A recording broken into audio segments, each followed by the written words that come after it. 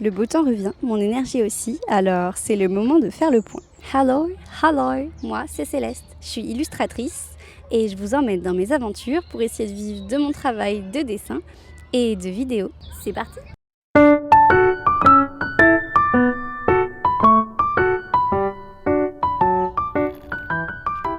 Après la Japan Party en avril, j'ai eu une petite pause de convention, mais en mai, c'est reparti de plus belle. Bon, je vais vous montrer un petit exemple, mais mai c'est même rempli au fur et à mesure et ça a été, entre ce qui était prévu et ce qui s'est rajouté, un week-end bien rempli de marchés et conventions.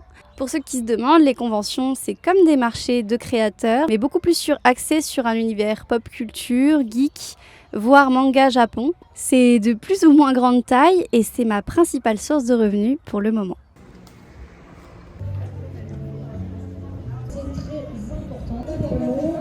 Mais les événements, c'est aussi une source de dépenses en temps, en énergie et aussi en sous. J'adore voir les copains créateurs, j'adore rencontrer le public et de voir des gens en vrai pour avoir des commentaires sur mes petites créations et tout ça.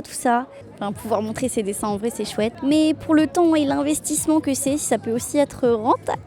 On ne dit pas non. Donc dans mon point, je réfléchis à comment améliorer mon stand, être plus maligne, plus sélective sur mes créations, sur le merch que je vais refaire. J'essaie aussi de me professionnaliser plus en calculant plus combien me rapporte quels produits pour voir lesquels sont vraiment rentables pour moi, lesquels je dois augmenter les prix, lesquels j'arrête. J'aimerais aussi ne continuer que les événements qui sont rentables pour moi et réfléchir à comment diversifier mes revenus sans m'éparpiller.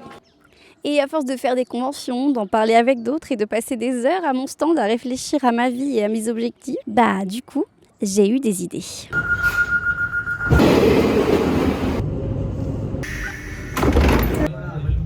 Déjà, j'aimerais rendre mon stand plus cohérent, un peu plus attrayant, avec peut-être plus visuel, plus amusant, un peu plus interactif. Donc je réfléchis à toute la disposition et à comment mettre des petites choses en place, peut-être des gachas, des jeux, je réfléchis encore à comment rendre ça un peu plus dynamique. Mais surtout, j'aimerais garder ce côté mignon, tout en étendant beaucoup plus l'univers, en allant beaucoup plus loin. J'ai envie de rentrer vraiment plus dans une histoire avec des personnages qui reviendraient, qui donc pourraient vivre un peu des aventures et représenter vraiment plus des personnages qui me seraient propres et qui reviendraient et qui seraient un peu plus récurrents et installer vraiment un univers en allant un peu plus loin et pas juste en prenant des petits trucs mignons par-ci par-là que j'aime bien. Et surtout, j'aimerais aller beaucoup plus loin aussi sur le côté politique militant, parce que c'est quelque chose qui me tient à cœur, parce que pour moi, l'art est politique, donc autant maîtriser ce que j'ai envie de dire et en profiter aussi d'avoir cette parole, cette visibilité pour passer des messages et puis pour s'encourager et s'organiser tous ensemble et tout ça. Sauf que voilà.